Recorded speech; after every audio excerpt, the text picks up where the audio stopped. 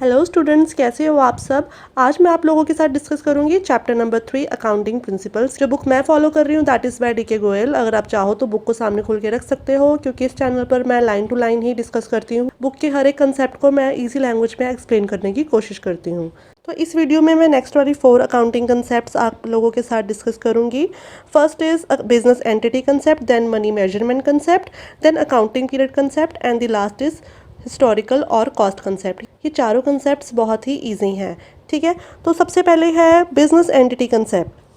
So, according to this concept, business is treated as a unit separate and distinct from its owners, creditors, managers and others. तो simple इसमें यही कहना चाह रहे हैं कि जो बिज़नेस है उसकी एक अलग पहचान है और वो एक सेपरेट यूनिट है, अलग है और उसको अलग ही नज़र से देखा जाना चाहिए। मतलब उसको उसके अंदर जो लोग काम कर रहे हैं या फिर कौन उस बिज़नेस को रन कर रहा है, it doesn't matter over here. ठीक है, क्योंकि लोग तो आते जाते रहेंगे, एम्प्लॉयज़ चेंज होते रहेंगे, ओनर्स भी चेंज हो जाते हैं। ठीक है, तो बिज़नेस की एक अलग पहचान है, एक अलग आइडेंटिटी है और ओनर की आइडेंटिटी से वो अलग है। तो इसलिए बिज़नेस यूनिट की एक अलग से बुक्स ऑफ रिकॉर्ड मेंटेन करनी चाहिए। और जब भी हमने बुक्स मेंटेन करनी है, बुक्स मतलब कि जो भी खातों की बात होती है, जो हम खाते मेंटेन करते हैं ना, उसकी बात हो रही है। ठीक है, तो जो भी हम खाते मेंटेन कर रहे हैं बिज़नेस के, वो अलग होने चाहिए और वो बिज़नेस के पॉइंट ऑफ व्यू से रिकॉर्ड करने चाहिए, ना कि जो उसको रिकॉर्ड कर रहा है वो बंदा अपने पॉइंट ऑफ व्यू से रिकॉर्ड करे उसको। ठीक है, मतलब ओनर ही अगर रिकॉर्ड कर रहा है तो ओनर उसको बिज़नेस के पॉइंट ऑफ व्यू से रिकॉर्ड करेगा, अपने पॉइंट ऑफ व्यू से रिकॉर्ड नहीं करेगा। क्योंकि यहाँ पर जो ओनर है या फिर जो प्रोपराइटर है वो एक क्रेडिटर बन गया है। ठीक है, क्रेडिटर मतलब कि उसने बिज़नेस में पैसे लगाए। ठीक है, और बिज़नेस शुरू किया, तो बिज़नेस के लिए वो क्या हो गया, वो पैसे जो बिजनेसमैन ने अपने बिजनेस में लगाए, तो बिजनेस के पॉइंट ऑफ व्यू से वो एक उधार चढ़ गया उसके ऊपर और उसको कभी ना कभी वो उधार बिजनेसमैन को लौटाना है। तो वो कैसे होगा, वो तभी होगा कि जब बिज़नेस इतने अच्छे से काम करे कि हाँ, वो अपनी सारी कॉस्ट भी रिकवर कर ले और साथ के साथ वो प्रॉफिट्स भी जनरेट करे, तभी तो ओनर को फ़ायदा होगा। ठीक है, तो जो कैपिटल ओनर ने इसमें लगाई होगी बिज़नेस में, तो वो एक लाइबिलिटी हो जाती है बिज़नेस के पॉइंट ऑफ व्यू से। वो इस वजह से होता है क्योंकि जब बिज़नेस शुरू हुआ तो बिज़नेस को कौन जानता है, कोई नहीं जानता, एक ओनर ही तो जानता है जो उसको शुरू कर रहा है। तो उस बिज़नेसमैन को तो कोई लोन देगा नहीं, मतलब बिज़नेस को as a separate legal entity तो कोई उसको लोन देगा ही नहीं। तो उसको तो डायरेक्टली जिसके साथ जो उसको रन कर रहा है उसी के साथ उसका डायरेक्ट रिलेशन है ना, तो वो ही उसको पैसे दे देता है, बजाय कि वो कहीं और तीसरे बंदे के पास जाए। तो जो ओनर है वो अपने पैसे पर्सनल सोर्सेज से बिज़नेस में लगा देता है और बिज़नेस को कभी ना कभी वो पैसे उसको वापस भी करने होते हैं, वो उसकी लाइबिलिटी बन जाती है। इसी वजह से जो भी पैसे लगाए हुए हैं कैपिटल के फॉर्म में बिज़नेस के अंदर, बिज़नेस उसके ऊपर इंटरेस्ट भी पे करता है बिजनेसमैन को। जब हम इंटरेस्ट पे करते हैं तो आपको पता ही है हमारे प्रॉफिट्स तो कम होंगे ही, हमारी कमाई में से इंटरेस्ट निकलेगा। और इसी के साथ साथ अगर मान लो बिज़नेस में से कुछ पैसा बिज़नेस के ओनर ने निकाल लिया है, तो उसको हम बोलेंगे ड्राइंग्स। मतलब कि वो ड्राइंग्स हो गई है, उसने पर्सनल यूज़ के लिए बिज़नेस का पैसा यूज़ किया है, तो कभी ना कभी उसको वो पैसा वापस बिज़नेस को लौटाना होगा या फिर कैपिटल में से भी उसको माइनस कर सकते हैं। इसी तरीके से अगर बिजनेसमैन ने गुड्स यूज़ कर लिए हैं, कोई भी फर्नीचर यूज़ कर लिया है बिज़नेस का अपने घर में, उसको हम ड्राइंग्स ही बोलेंगे। तो इस कंसेप्ट की वजह से ही जो ओनर है उसको अपने पर्सनल खर्चे, अपने घरेलू खर्चे और उसके पर्सनल कार का खर्चा या उसके कोई भी पर्सनल इनकम एक्सपेंडिचर, मतलब घर के 100 तरीके के खर्चे होते हैं, वो उसको हमेशा अलग मेंटेन करने हैं। उसको कभी भी उन खर्चों को, उन सब चीज़ों को बिज़नेस के चीज़ों के साथ मिक्स नहीं करना है। और अगर एक ओनर का या प्रोपराइटर का कोई और बिज़नेस भी है, मतलब अगर मान लो वो 2 बिज़नेस चला रहा है, तो दोनों के रिकॉर्ड्स को वो अलग अलग मेंटेन करे, एक दूसरे में वो इसको मिक्स ना करे। तो इस कंसेप्ट की जो रेलिवेंस है वो यही है कि इसकी वजह से ट्रू नेट प्रॉफिट जो है वो शो होता है और एक्चुअल फाइनेंशियल पोजीशन हर एक बिजनेस एंटिटी की शो होती है, क्योंकि हमने जब अकाउंट्स मेंटेन किए वो बिज़नेस के पॉइंट ऑफ व्यू से ही मेंटेन किए हैं और अपनी पर्सनल चीज़ों को उसमें मिक्स नहीं किया है। और ये कंसेप्ट हर एक फॉर्म ऑफ ऑर्गेनाइजेशन में फॉलो होता है, चाहे वो सोल प्रोप्राइटरशिप हो, मतलब जो सिंपल जिसमें वन ओनर होता है, पार्टनरशिप हो, दोस्त मिलके चला रहे हैं कम, या फिर कंपनी हो। ठीक है, so next is money measurement concept. This is the self explanatory point. जैसे कि सुनने में ही पता चल रहा है कि मनी मेजरमेंट कंसेप्ट मतलब कि हमें हर एक चीज को मनी में कन्वर्ट करके ही लिखना है, और जो ट्रांजैक्शंस और इवेंट्स मनी में कन्वर्ट हो सकते हैं सिर्फ उसी को ही हमने रिकॉर्ड करना है। जो मनी में कन्वर्ट नहीं हो सकते, चाहे वो एक बिजनेस के लिए कितना भी इंपॉर्टेंट क्यों ना हो, हम उसको रिकॉर्ड नहीं करेंगे, क्योंकि यहाँ पे जो कॉमन बेस है वो मनी है। तो ऐसी बहुत सारी चीज़ें हो सकती हैं जो कि बिज़नेस के पॉइंट ऑफ व्यू से बहुत इंपॉर्टेंट हो, लेकिन क्योंकि उसका कॉमन बेस जो मनी है उसमें कन्वर्ट वो नहीं हो पा रहे, तो इसलिए हम उसको रिकॉर्ड नहीं कर सकते, लेकिन उसका इफेक्ट रहता है। जैसे कि प्रोडक्शन मैनेजर और सेल्स मैनेजर के बीच में एक झगड़ा हो जाना, उसकी वजह से काफ़ी लॉस हो सकता है कंपनी को, लेकिन हम उस झगड़े को हम मनी में कन्वर्ट करके नहीं लिख सकते। इसी तरीके से अगर कंपनी के अंदर स्ट्राइक हो जाती है, या फिर हमारा कॉम्पिटिटर जो है वो एक अच्छा प्रोडक्ट ले आता है मार्केट में, तो उससे क्या होगा, मेरे प्रोडक्ट्स की तो डिमांड कम हो जाएगी। ठीक है, इफेक्ट आएगा, लेकिन कॉम्पिटिटर के आने से नो डाउट इफेक्ट तो आएगा ही मेरे प्रोडक्ट की डिमांड पर, लेकिन हम उसको मनी में कन्वर्ट करके नहीं लिख सकते। हाँ, जब बाद में कभी प्रोडक्शन डिक्रीज होगी तब हम ज़रूर उसको रिकॉर्ड कर पाएंगे। ठीक है, तो ये टर्म्स जो थी मनी में कन्वर्ट नहीं हो पा सकती थी, इसलिए हम इसको रिकॉर्ड भी नहीं करेंगे। तो इसमें अब मैं सेकंड पैराग्राफ समझाने लगी हूँ। हमें हमेशा इस चीज़ को याद रखना है कि मनी ही यहाँ पे एक ऐसा कॉमन बेस है जिसके थ्रू हम अलग अलग टाइप की चीज़ों को इकट्ठा करके लिख सकते हैं। जैसे कि मान लीजिए मेरे पास एक दिन में 50,000 कैश है, तो ये तो बिल्कुल क्लियर है 50,000 कैश है, और 5,000 kg रॉ मटेरियल है। ठीक है, और 10,000 kg फिनिश्ड गुड्स हैं, 5 मशीनें हैं, 100 कुर्सियां हैं और 20 फैंस हैं। अब इसकी कोई हम सेंस नहीं बना सकते, क्योंकि हम इन सब का टोटल नहीं कर सकते। हमें नहीं पता कि ये सब चीज़ों की क्या वैल्यू होगी। वो तभी होगा जब हम इन सब के यूनिट को मनी वाले यूनिट में कन्वर्ट करके तब उसके ऊपर हम एडिशन कर सकते हैं। इस वजह से हमें इनको मनी में ही कन्वर्ट करना पड़ेगा पहले। तो कैश तो 50,000 का था, वो वैसे ही रहेगा। रॉ मटेरियल जो था 5,000 kg, उसकी जो प्राइस थी दैट इज़ 2,50,000। फिनिश्ड गुड्स हमारे पास थे 10,000 किलोग्राम्स, तो उसकी कॉस्ट है 5 लाख। मशीन्स 5 थी, उसकी कॉस्ट है 20 लाख। 100 कुर्सियाँ थी, उसकी कॉस्ट है 50,000, और 20 फैंस थे तो उसकी कॉस्ट है ₹80,000।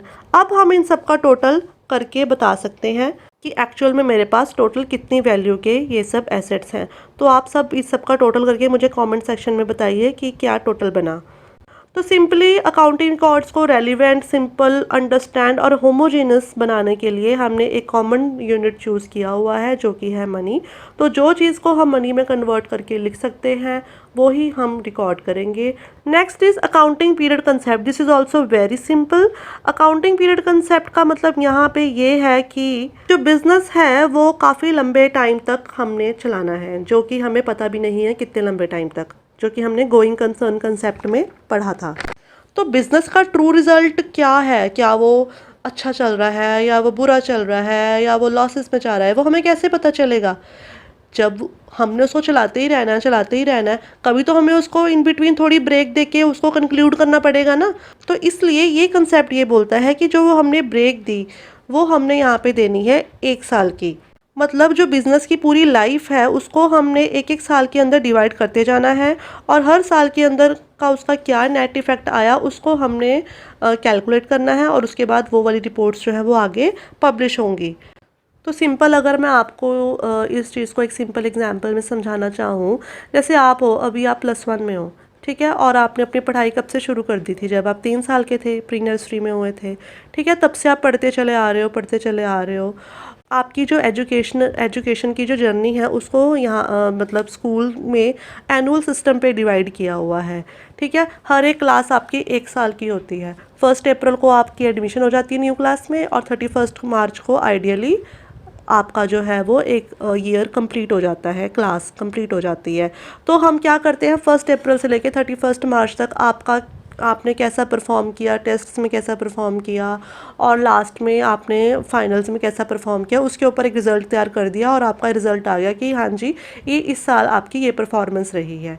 ठीक है, तो वही चीज़ यहाँ पे हो रही है। जैसे आपकी स्कूल लाइफ एक एक साल के इंटरवल्स में डिवाइड की हुई है, वैसे ही बिजनेस में भी बिजनेस की ट्रू प्रॉफिटेबिलिटी को कैलकुलेट करने के लिए, नेट प्रॉफिट को कैलकुलेट करने के लिए हमने उसका टाइम इंटरवल जो है वो 12 मंथ्स 1 ईयर का रखा हुआ है, जो कि फ्रॉम 1 अप्रैल टू 31 मार्च है।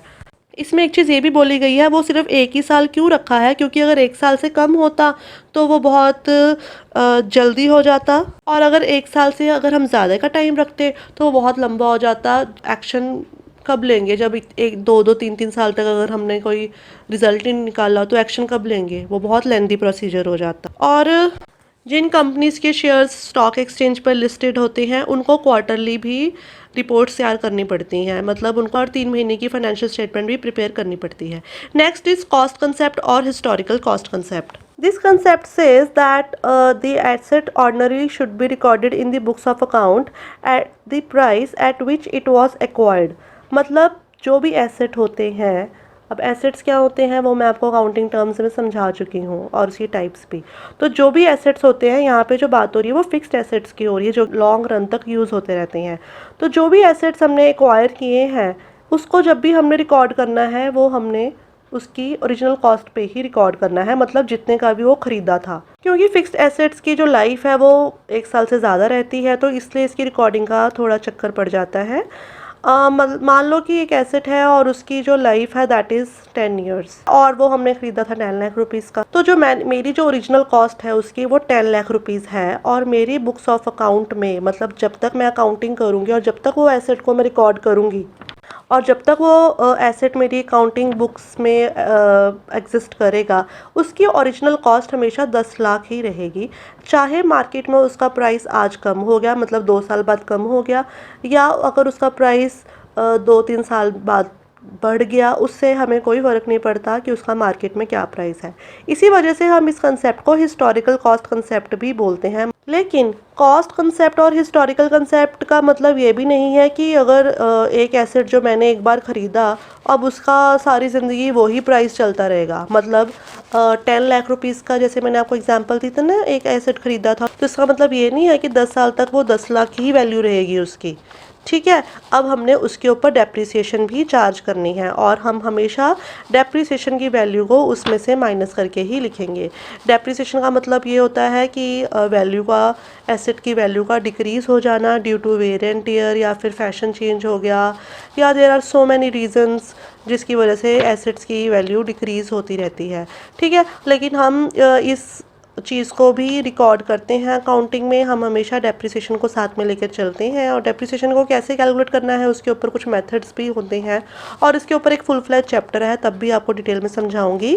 अब ये वाला जो हिस्टोरिकल कंसेप्ट है ये कितना जस्टिफाई करता है, ये इसके लिए कुछ आर्ग्यूमेंट्स है इसके फेवर और इसके अगेंस्ट में। ये इतना इंपॉर्टेंट नहीं है, अगर आप चाहो तो इस वीडियो को यहीं पर स्टॉप कर सकते हो, लेकिन मैं आगे आपको ये भी डिस्कस कर लेती हूँ। सबसे पहला पॉइंट तो ये है इसमें कि जिस कॉस्ट पे मैंने एसेट को रिकॉर्ड किया वो वेरीफाइबल है, क्योंकि वो एक्चुअल ट्रांजैक्शन हुई थी और उसके बिल भी हमारे पास होंगे, वो हमने कोई अंदाजे से नहीं रिकॉर्ड किया हुआ, इसलिए भी ओरिजिनल कॉस्ट वाला मेथड बेस्ट है। नेक्स्ट इज़, क्योंकि हम गोइंग कंसर्न वाला कंसेप्ट फॉलो करते हैं, मतलब कि मेरा जो बिज़नेस है वो आने वाले लंबे टाइम तक चलता रहेगा, इस वजह से हमें इस चीज़ की ज़रूरत नहीं है कि आज मेरे एसेट की वैल्यू कम हो रही है या ज़्यादा हो रही है, क्योंकि जब हमने उस एसेट को यूज़ ही करते रहना है और मेरा बिज़नेस भी काफ़ी सालों तक चलते रहना है, तो मुझे उसकी वैल्यू कम हो रही है या डिक्रीज़ हो रही है, मुझे उस चीज़ से कुछ फ़र्क नहीं पड़ना चाहिए। थर्ड इज़, एसेट्स की करंट वैल्यू या मार्केट वैल्यू को डिटरमिन करना भी बहुत मुश्किल है। बाहर मार्केट में क्या रेट चल रहा है, ज़रूरी नहीं सब जगह एक ही रेट हो, वहाँ पे भी थोड़ा बहुत डिफरेंस रहेगा, तो कौन से वाला रेट उठाना है, कौन से, और इसमें एक्सपर्ट का ओपिनियन भी डिफरेंट हो सकता है, तो यहाँ पे फिर से एक कॉन्ट्राडिक्शन आ जाएगी। फोर्थ इज़, मार्केट वैल्यू जो है एसेट्स की वो टाइम टू टाइम चेंज होती रहती है, तो बार बार उसका ट्रैक रखना, कब वो बढ़ी कब वो डिक्रीज़ हो गई, ये भी बहुत मुश्किल हो जाता है। Now there is the drawbacks of historical cost concept. First is, जो एसेट्स जिसके ऊपर हमने कुछ भी पे नहीं किया उसको तो हम कभी रिकॉर्ड ही नहीं कर सकते, जैसे कि बिज़नेस की अच्छी रेपुटेशन होना और वो अच्छी लोकेशन पे उसका बना होना, या फिर एक अच्छी टेक्नोलॉजिकल स्किल्स के लोग मेरे पास हैं या अच्छी नॉलेज के लोग मेरे पास हैं, ठीक है, उनको तो कभी हम कैलकुलेट करके लिख ही नहीं सकते हैं, तो उस वो कभी रिकॉर्ड ही नहीं होंगे, जबकि वो एक वैल्यूएबल एसेट्स हैं। इसी तरीके से जब इन्फ्लेशन होगी उस टाइम जो मेरी डेप्रिसिएशन चल रही होगी वो तो हिस्टोरिकल कॉस्ट पे चल रही है, ठीक है, लेकिन इन्फ्लेशन की वजह से तो उसकी वैल्यू भी इंक्रीज़ होगी और उसकी डेप्रिसिएशन को भी ज़्यादा दिखाना चाहिए हमें, लेकिन ऐसा नहीं होगा। तो इस वजह से भी ये यहाँ पे थोड़ा ये कंसेप्ट को ये एक ड्रॉबैक बन जाता है। उसी तरीके से जो हिस्टोरिकल कॉस्ट की जो इन्फॉर्मेशन है, मतलब एसेट्स का हिस्टोरिकल कॉस्ट पे रिकॉर्ड होना मैनेजमेंट, इन्वेस्टर्स और क्रेडिटर्स के लिए भी ज़्यादा यूज़फुल नहीं रहता। तो इसी के साथ ही आज की वीडियो यहीं पे ख़त्म होती है और नेक्स्ट वीडियो जल्दी आएगी। Thank you for listening to me and do share your feedback with me. Thank you.